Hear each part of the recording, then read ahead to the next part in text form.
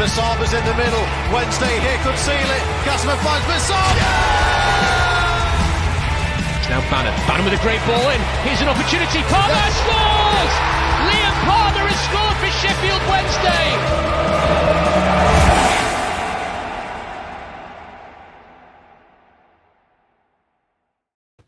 Hello and welcome to Wednesday Tie Dye Podcast. This is Extra Time. We're going to be talking about who we feel the next manager of Sheffield Wednesday is going to be. When that time comes, when Danny Rill does in fact leave. I know the writing is on the wall and stuff. So yeah, we've got some names picked out. I've also picked the names off the article that Gab Sutton has done as well. Some plausible, some probably definitely not as well, but yeah, we'll be talking about that in a second. Before I do though, Matt, there was a comment that came up on the main pod earlier. Someone saying about nice to see you taking this seriously and stuff.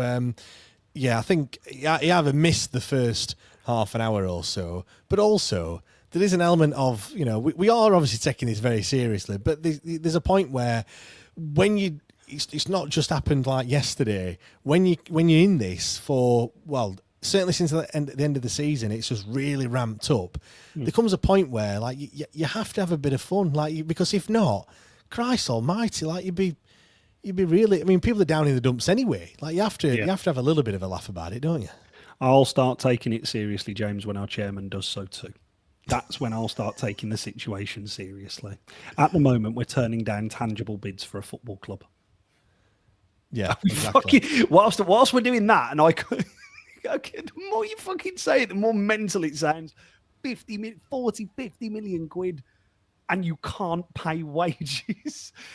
No, when he starts taking it seriously, so will I. Yeah, exactly. And I just think as well, like you have to, you know, that is kind of my style as well. Like, you have to have a bit of humour in there as well.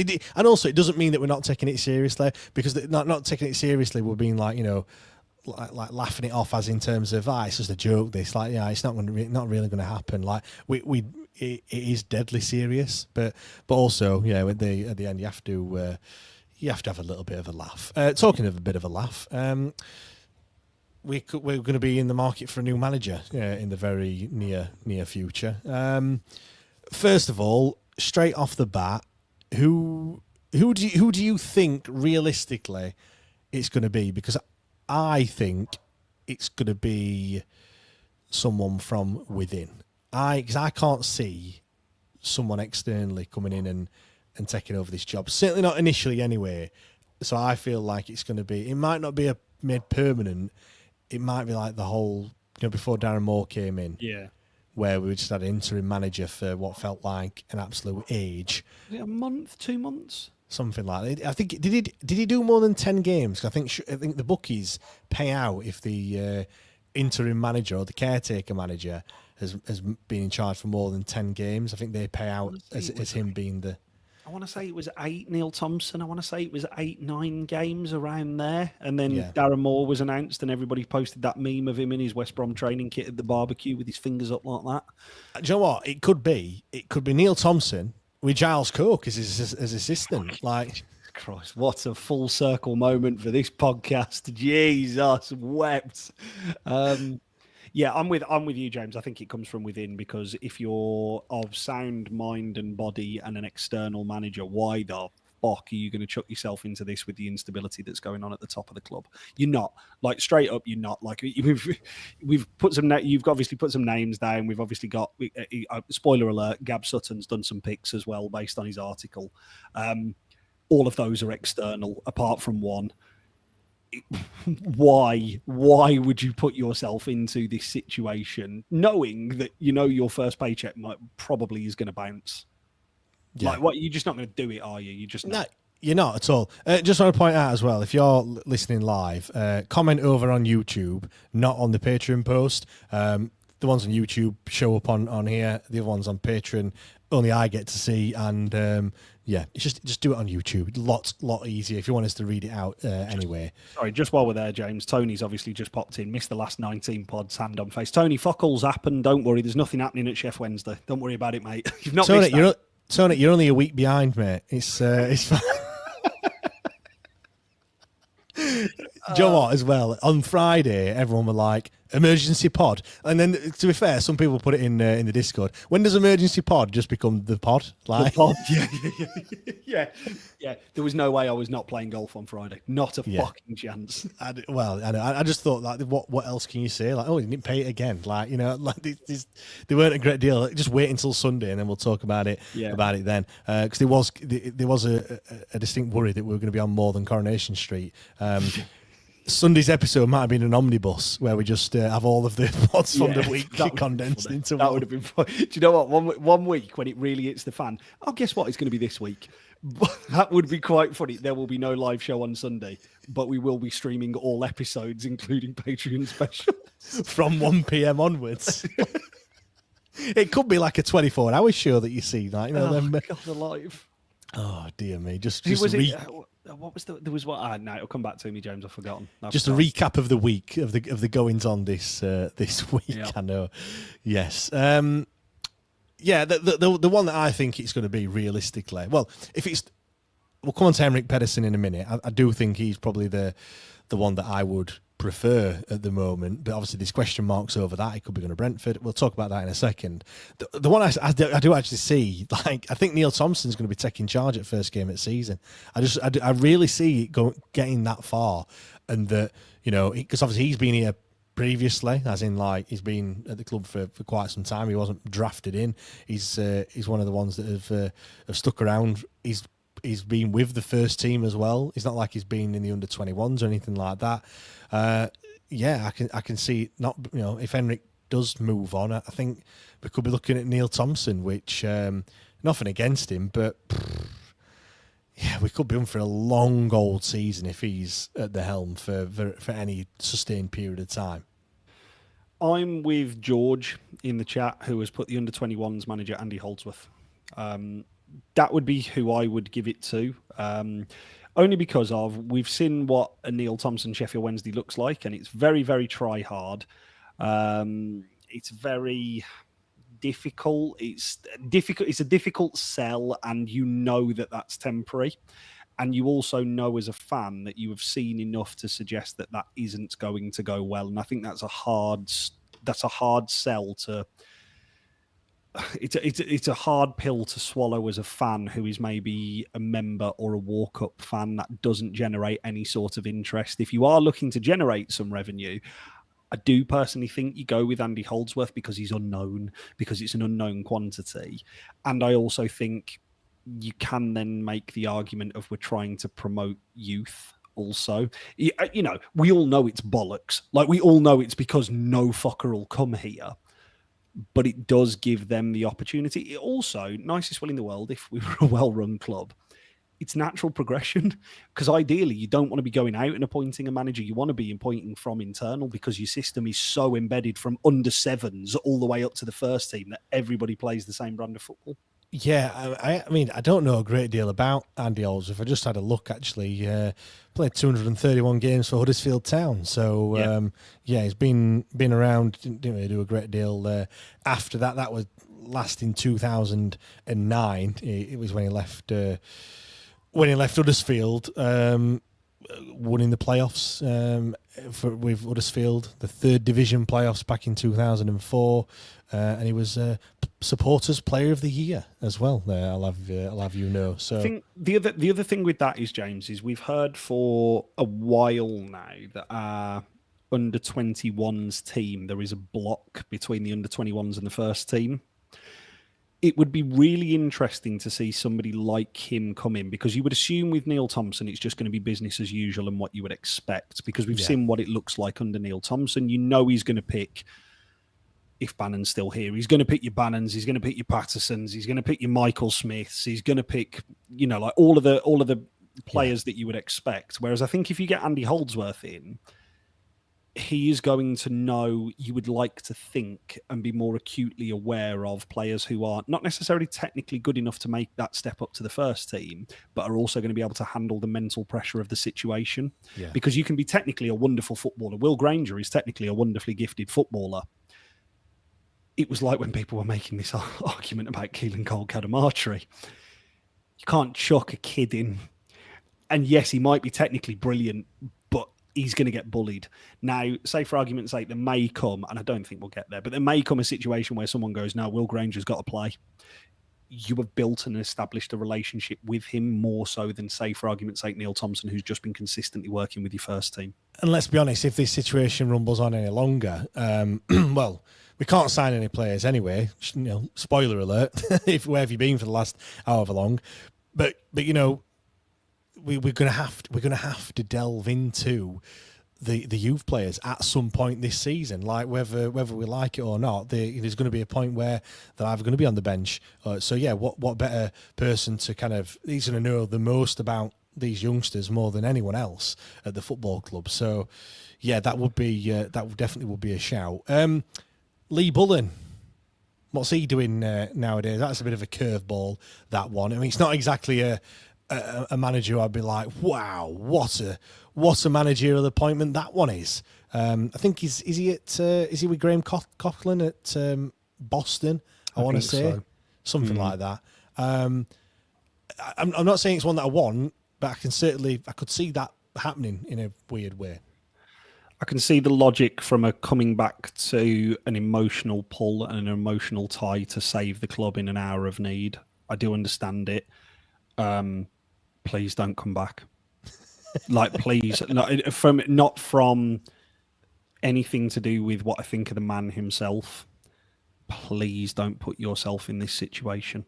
I know the jump from Boston as an assistant manager or heir to Sheffield Wednesday is a huge one that you would be stupid to fucking turn down. You really would.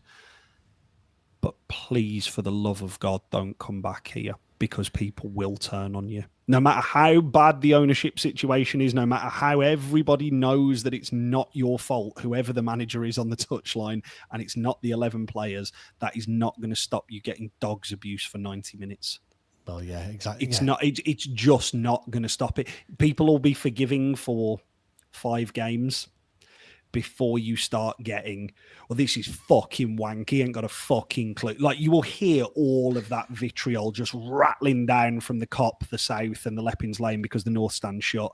You'll hear all of that because you'll hear it in every away end. You'll hear it all the time, and it will taint their view on Lee Bullen, because again, obviously I recently recorded with Matt Exton the special for his film on Wednesday, and if you go back and actually, it was on the DVD section of that, Lee Bullen gave an interview with him on the pitch, and he's talking about, I want to be able to bring my kids back to Hillsborough. I'd like to think that even if I'm not involved, I can come to games. And he has done a bit of that, not in away ends, but he has done a bit of co-commentary, and he's talked about us to BBC Radio Sheffield.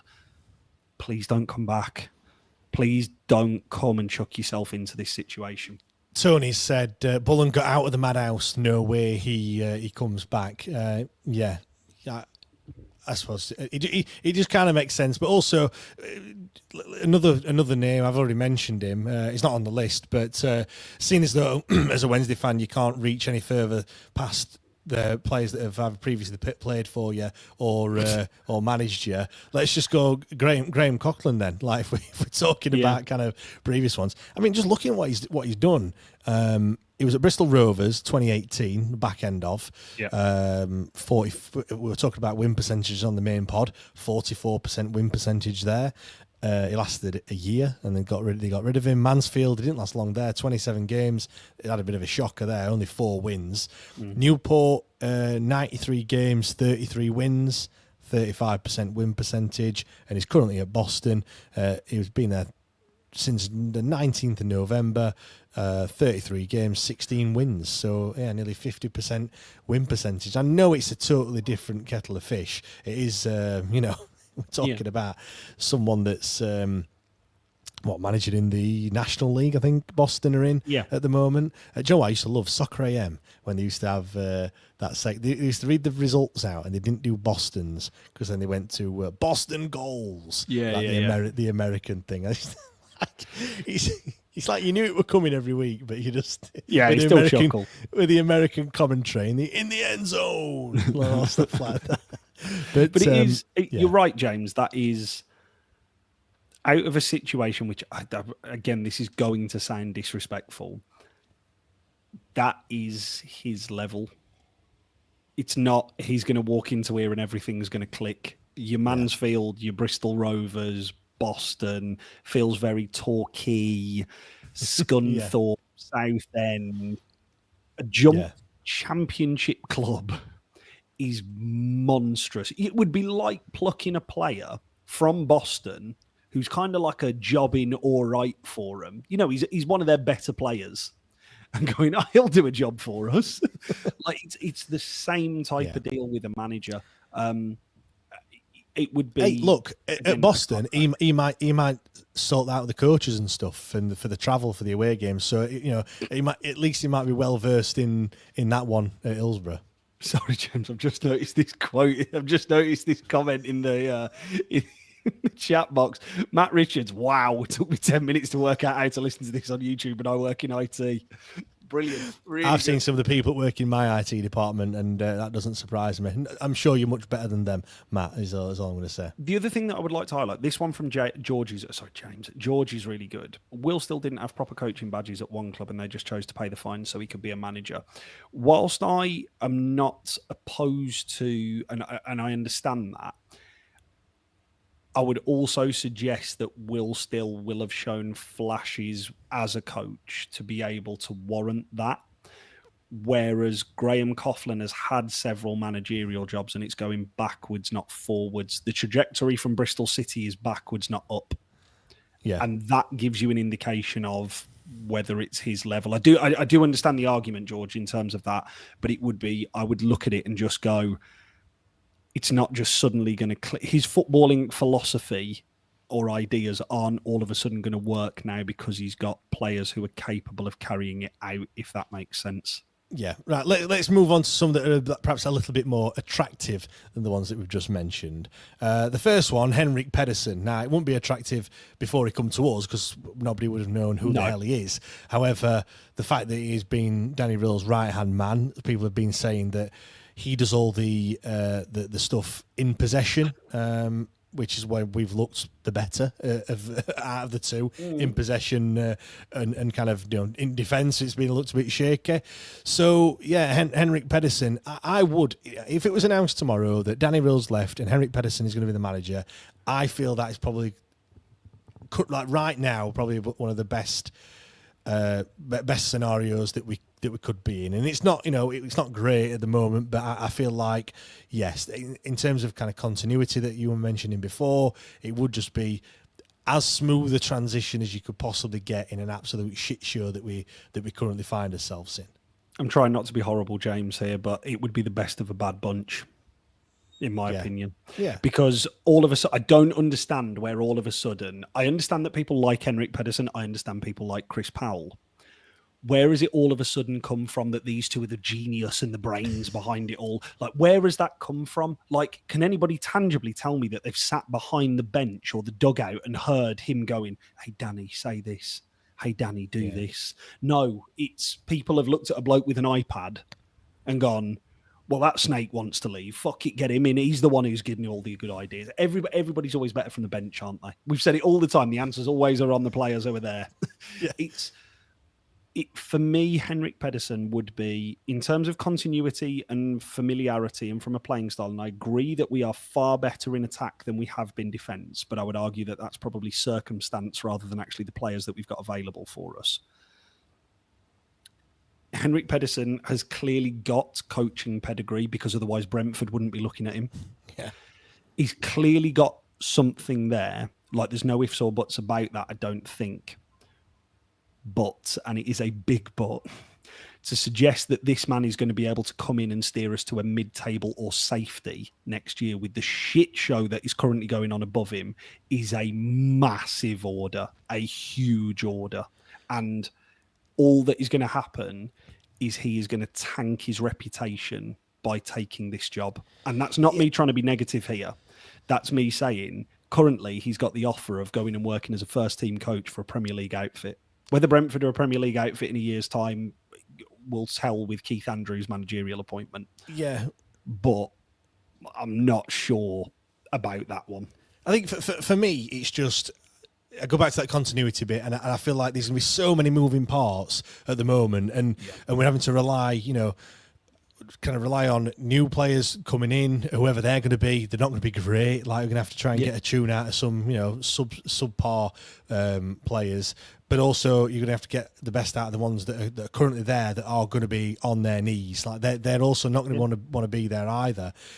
So, kind of having someone not having to bring another manager into the mix and then upsetting the apple cart, which is already got three wheels and tipped over and the apples have fallen out. Like let's try not to have too many moving parts, if you know what I mean. And also, when you said about it's going to ruin his reputation, yes, on Wikipedia it's not going to look good when I've just reeled off some win percentages, having not knowing anything about the teams or the type, the league that they were in or anything like that for Graham Coughlin. So yeah, it's not going to look good for him either. However, I just feel like it's a bit of I think the situation we're going to find ourselves in is going to be a little bit of win-win for whoever comes in, because you've got the excuses. The excuses are literally written out for you already. Like, they're there.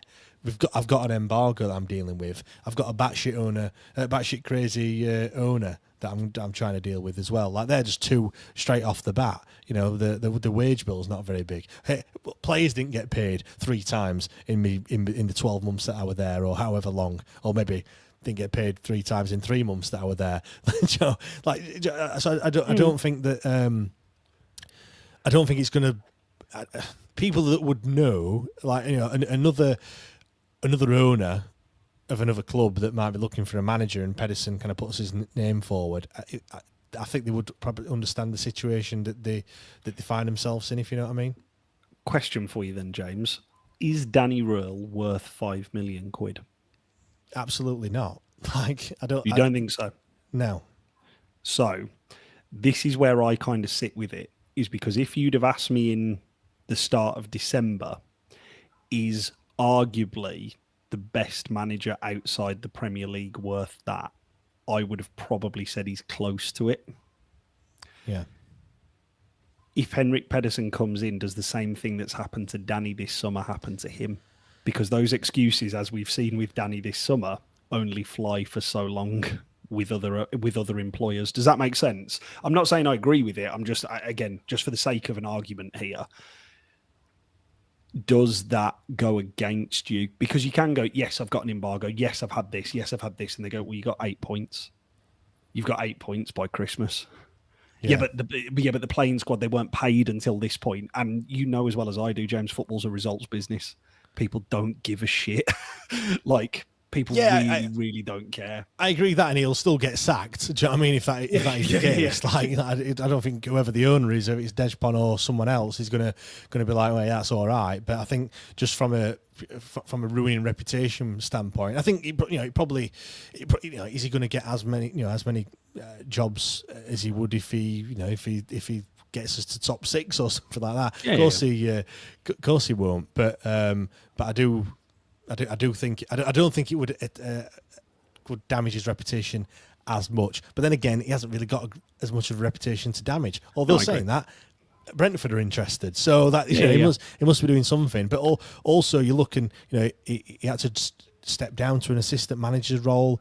The Brentford one is an assistant manager role. Again, has he just perhaps not got the credentials to be an actual manager? That will be the other thing. And does he want it? Like, he's been quite happy to step down and take he's not in the limelight. And some people are like that. Like, some people don't want to be the centre of the attention. We were talking before about people having egos and stuff like that. He might be the one that doesn't have as big of an ego. I mean, to a certain extent, I'm a little bit like that, in that, would you prefer to score a goal, or would you prefer to put in an amazing cross that's created that goal? And in some ways, I almost side with that. I'd rather put the cross in, because then your teammates are probably, you see some goals and they run over to you. They run over to a certain person and like get the guy who's made the goal. The other guys just nodded it in, but actually it was the cross that put it in. I'm a little bit like that. Maybe Henrik's a little bit like that. He doesn't want to be the front man all the time. Fuck him, I'm wheeling off to the corner. No, he's really seriously. Hey, look, when we win that award, I'll let you walk up onto the stage. I'll be stood there with that meme where he's in third place with the medal and the champagne like that. No, but it is. I think it's one of those, James, where I do understand your point and I do agree. I would still argue Brentford. I can't believe I'm fucking saying this from I was there at that fucking Griffin Park game. Brentford as an assistant manager is a massive step up from where we are currently, a huge step up. So in terms of, yes, the assistant manager role is exactly the same. Yes, Keith Andrews is a very new coach. But if you are looking at it from a career progression standpoint, he may be thinking, I'm not sure, he may be thinking 2 steps ahead and go, well, actually, if I go in there and I get an audition, at worst, I get an audition for like taking this role and I do a good enough job, guess what? I get this. So I would, if I were him, I would be thinking, I'm taking the Brentford job because this is too much of a shit show. Well, look who got the Brentford job, the assistant manager. Yeah. Do you know what I mean? Like, so, and, all right, is Brentford assistant manager bigger than Sheffield Wednesday head coach? At this point in time, with all of the things surrounding it and permutations, is it bigger? No. Is it a better job? Yes. Well, the other thing as well is, whilst ever I just said it is a win-win, it's also a lose-lose because I can't see whoever comes in on a permanent position, they're not going to last the full season.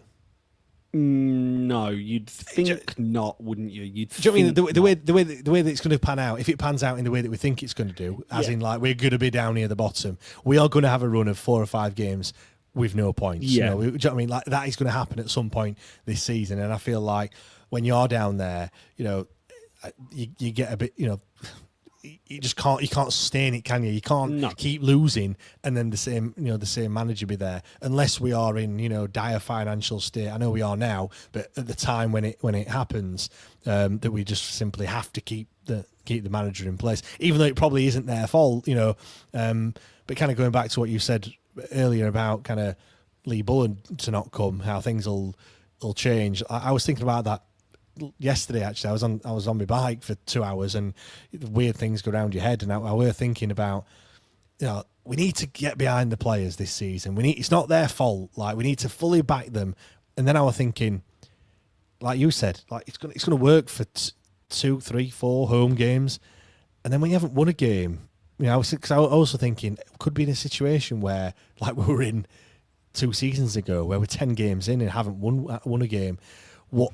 Are people still going to be going, come on, Barry? Like, do you know what I mean? Like, not. No, they're not. It's not, is it? It's going to be horrible. Like, as much as you've deep down, it's not their fault. That's not going to cross your mind when it's 3-0 down after 25 minutes or whatever. Nope. Against, it's the sad, sorry, James, to cut you. It's the sad reality of professional sport. It's fucking cutthroat, especially when you've got what? How many season tickets? 14, 15,000? 14, 15,000 at Hillsborough, because why else would you fucking go this year? It's going to be, if it plays out, like worst case scenario, like rather than like how we think, because if we're going off how we think, there will be some glimmers in there. But if it plays out worst case scenario here, that is going to be a fucking lonely touchline to stand on, innit? That is going to be a lonely that is going to be a lonely technical area to stand in that. Yep, you're right. Matt said, for as long as Chancery is about, we'll have an internal staff take charge. No one is going to be interested in coming to a job that's most likely not going to pay their salary. George says, sort this list so it's ascending points per match, then pick anyone. Tony says, from the outside, you've seriously got to be desperate for a job to want to manage us at the moment. Right, let's get on to that. Step up to Gab Sutton's picks.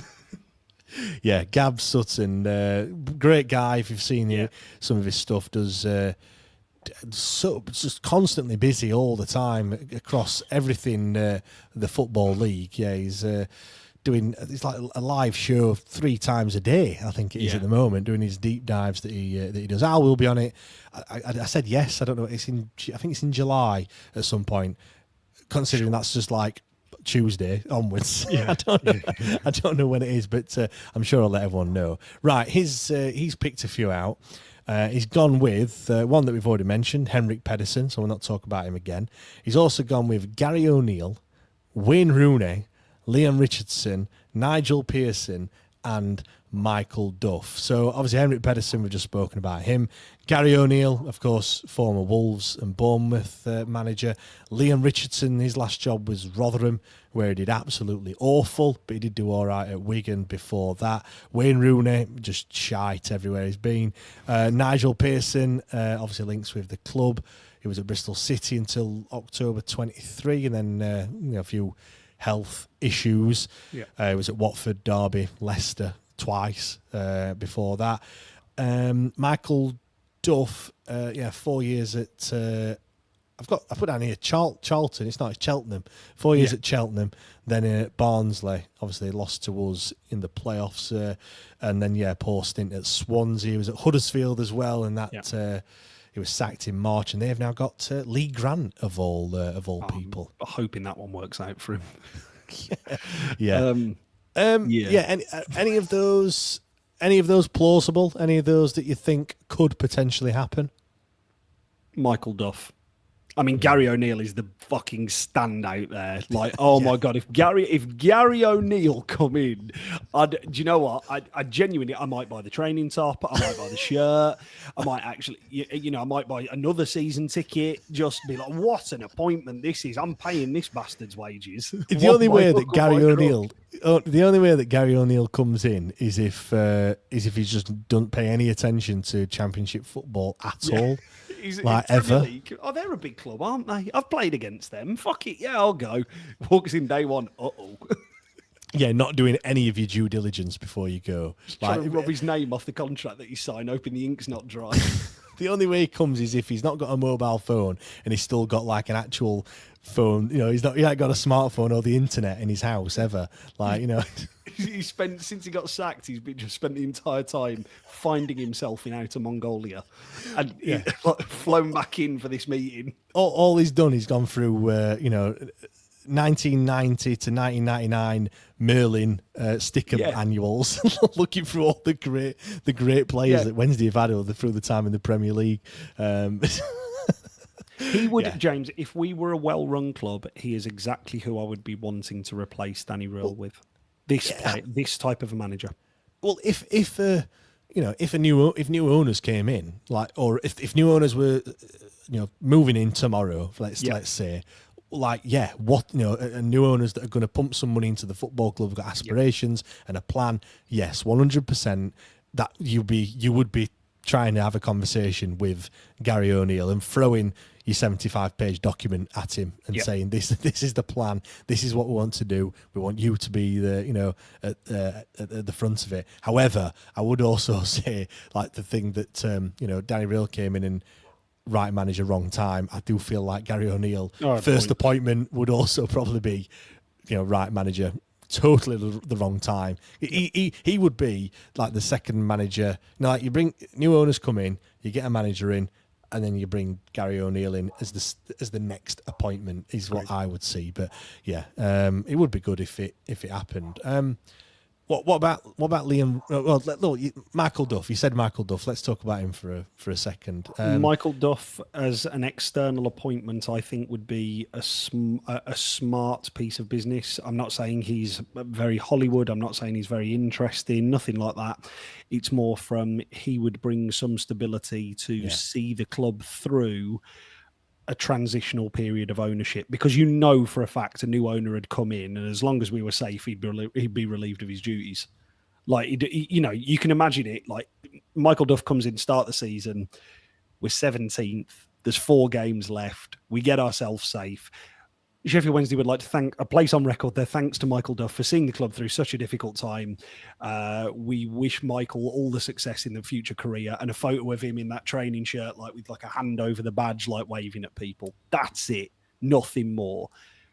He is the profile of a manager who, if you were going external or you had the money to go out and recruit external, you want in this type of a situation. Why? Because he will know out of contract players from lower leagues who will be prepared to jump up to Sheffield Wednesday, who could make the grade. That's the only reason. Yeah, I feel like we do need someone that is pragmatic. It's going to be a battle this season. You do need someone that can, that can actually man motivate the players. Do you know what I mean? Like really get behind them, make them believe that they are good enough to win football games, because it is going to be tough. There's going to be, like I said, periods of, we're going to lose more than we win this season, without a shadow of a doubt. So the next one needs to be able to, turn that morale around, because at the start of the season it's going to be on its arse. They're going to be thinking, what the hell is this? Like, a pre-season like no other, because it's going to be full of just uncertainties and stuff. So you need someone that can hopefully turn that around. I mean, Wayne Rooney, I think we can just discount that one. I don't think Wayne Rooney is ever going to become Sheffield Wednesday manager. I don't think I'd want that either, to be honest. That's just. I would love it. I would love him on the coaching staff. Not being a manager, I would like him on coaching staff. He could make Ike Ugbo into a fucking footballer. No, but that's my point, James. Is and somebody somewhere will get it out of him. Somebody somewhere will get this particular role out of Wayne Rooney. They'll convince him. It'll probably be fucking Man United, knowing their luck. But somebody will convince Rooney, you can be an exceptional attacking third coach. Exceptional. In terms of movement inside the box, deliveries that we're looking for, all of those type of things. He would be brilliant at that. The difficulty is, I suppose, convincing somebody with an ego the size of Wayne Rooney, because this is what happened with Ian Wright, wasn't it? When Ian Wright went to, it was MK Dons, wasn't it? Ian Wright went to MK Dons and was coaching, and I think he's admittedly said, coaching, I realised wasn't for me. But he had so much to offer. This is arguably the greatest player that England have ever produced. As a totally rounded footballer. I know people will argue Gaza, goal scoring, Harry Kane. I get that. But if you got this man within a coaching setup and you just gave him a really specific role of just banging goals, teach this lot how to score. Teach this lot how to be ruthless. Teach this lot the kind of deliveries that you would have wanted, and teach those forwards how to make those runs and where to make those runs. You'll get a great coach out of him. He's not a manager, and he's not an assistant manager. Yeah. The other one is Leam Richardson as well. So he did all right at Wigan. Didn't really work out for him at Rotherham. So I will be thinking, I know we are bigger than Rotherham, but we're going to be in a similar situation in that we're going to be losing a few games. When I talked about, being a bit of a man motivator, is he that person? I don't know, but I could see it. I could see him being rolled out as the next manager of Sheffield Wednesday, because he's going to be a very uninspiring appointment, isn't it? It's not going to be. It's not going to be anyone we're going to be sat here talking about the next manager, and I'm not going to be like, wow. It's just going to be no. I hope he does all right. I hope he's not too bad. It is. Yeah. But you're 100% right, James. He, for me, had you told me he was coming in post his Wigan stint and post our Darren Moore era, I would have said, yeah, I can understand it. Be good, be interesting to see him be given a chance. I think the problem is Rotherham was so bad. The Rotherham situation was so bad that actually, if you brought him in, my worry would not be, is he a competent coach? My worry would be, does he know how to arrest a slide himself? Does he actually know how to arrest that slide? Can he make himself believe that this can be turned around? Because that was always the thing that I felt about him at Rotherham, was when you'd hear him speak on Radio Sheffield or whatever, because I'm not going to listen to Rotherham interviews, but you'd hear him speak on Radio Sheffield and you're like, I don't know whether you think that this is possible to turn around. I don't know whether you actually believe this, let alone, and I don't give a fuck about this, let alone somebody who's playing for you. He was in charge when we beat them, weren't he? Yeah. When Ugbo scored at their place. So yeah, can you imagine that one? Ugbo again. I know he was, weren't he? That was in his purple patch, weren't it? 6 in 7 or 7 in 8, one of the two. Something like that. And do you know what? It was only up until recently that I realised that purple patch actually meant good. I had it in my head that purple patch was always like bad. But anyway, that's, no, it's not. it's the absolute opposite. I've no idea why I thought that, but anyway, he won 2 games in 24 at Rotherham, and then got sacked kind of a couple of days after they got relegated in April. That was, by the way. I mean, we'll be relegated by March at this rate, but hold my beer.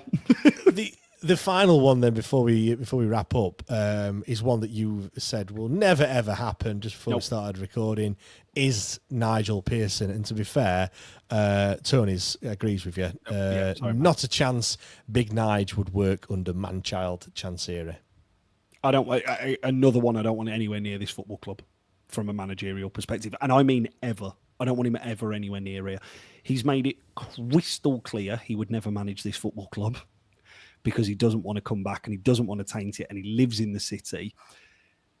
I think the other thing is because he's so connected to the football club and because these rumours have been so rife ever since he became a manager, and he's been so firm and down the line with it.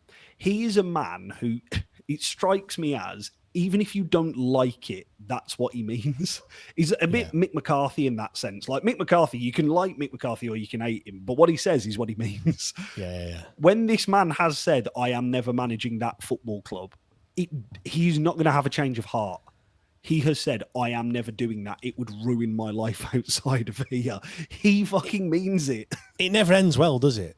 No. That's why I kind of, when people talk about Barry Bannon, like I don't actually want him to manage Sheffield Wednesday. Coach, yes, great. Getting the coaching staff. Same with Liam Palmer.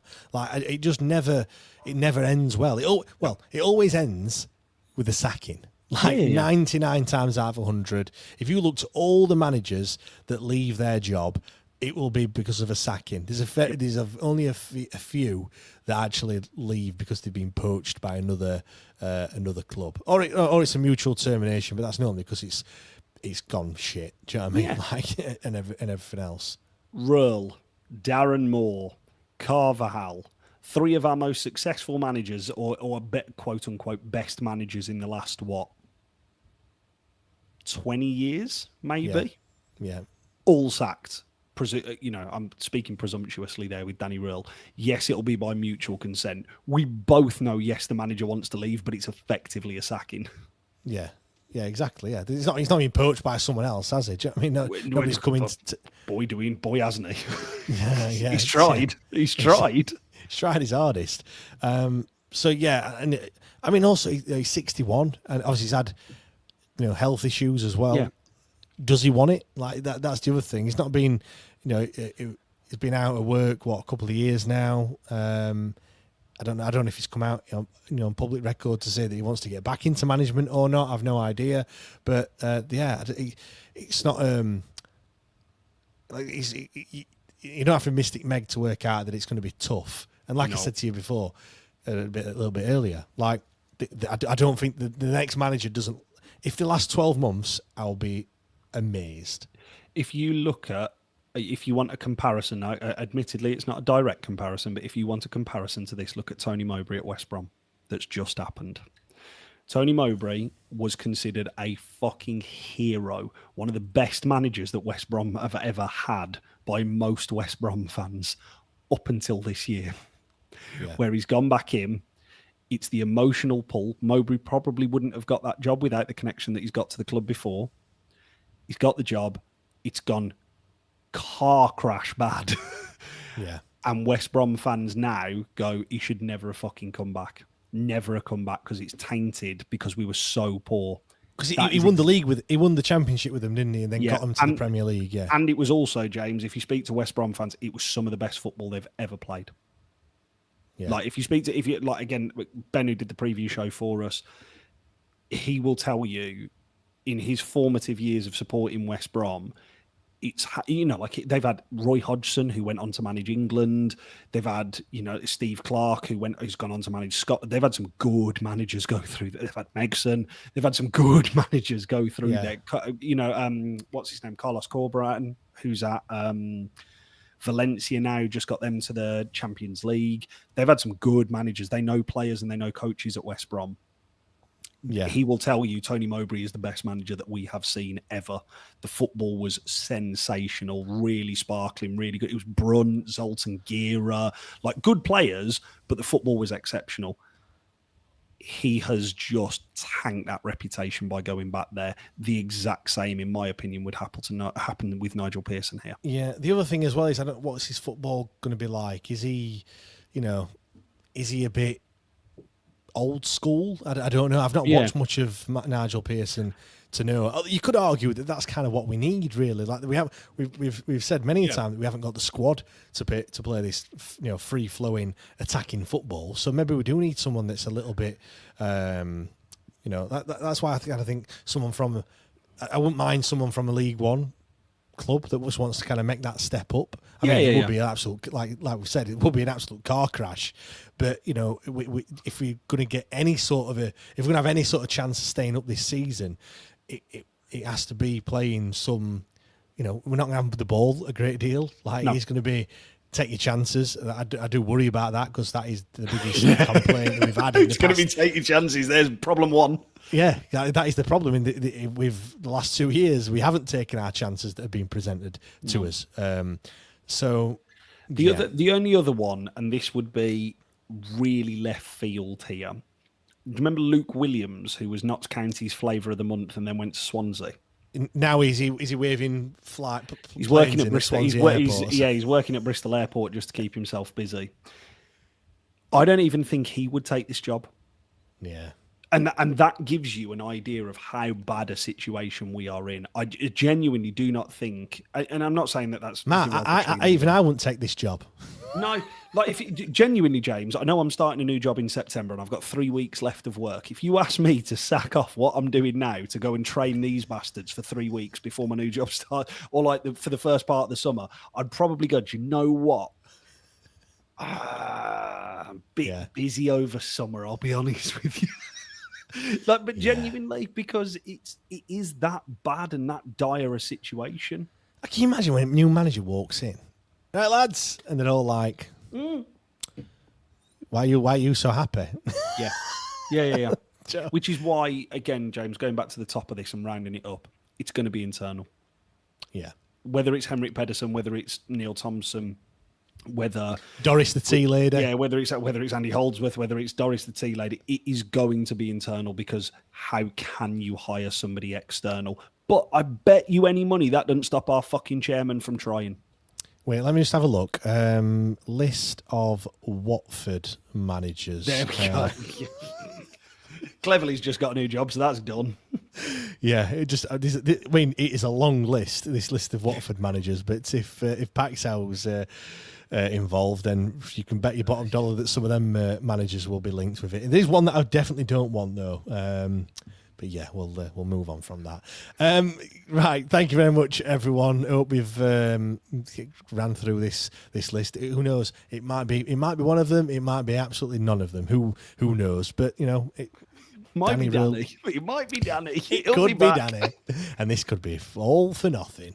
We'll just roll this out when he does eventually leave at some point. But I hope you enjoyed it. Thank you very much for listening, as always.